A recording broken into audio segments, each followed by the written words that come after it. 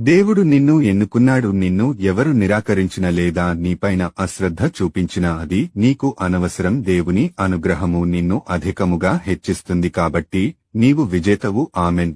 ఈరోజు దేవుని వాగ్దానము, నీ భారము యెహోవా మీద మోపుము, ఆయనే నిన్ను ఆదుకొనును, నీతిమంతులను ఆయన ఎన్నడును కదలనీయడు. కీర్తనలు 55:22.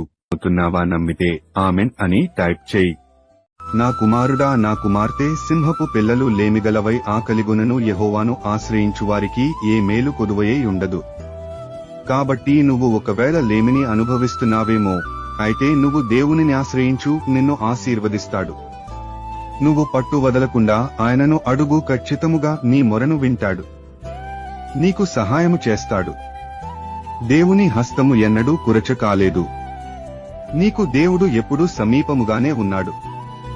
ఆయనకు మొర్రపెట్టు, నువ్వు తప్పకుండా గొప్ప కార్యము.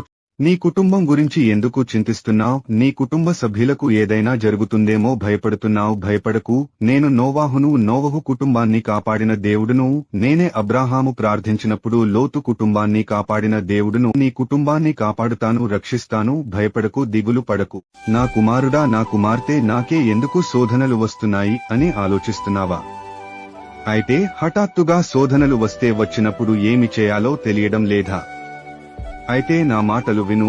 మీరు శోధనలో ప్రవేశించకుండునట్లు మెలకువగా ఉండి ప్రార్థన చేయుడి. కాబట్టి నీకు శోధనలు వచ్చినా రాకపోయినా మెలకువ కలిగి ప్రార్థన చేయడము మాత్రము మర్చిపోకండి.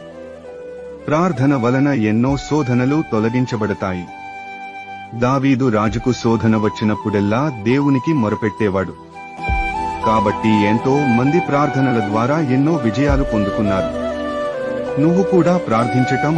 ఈరోజు దేవుని వాగ్దానము, నీ భారము యెహోవా మీద మోపుము, ఆయనే నిన్ను ఆదుకొనును, నీతిమంతులను ఆయన ఎన్నడును కదలనీయడు. కీర్తనలు 55:22.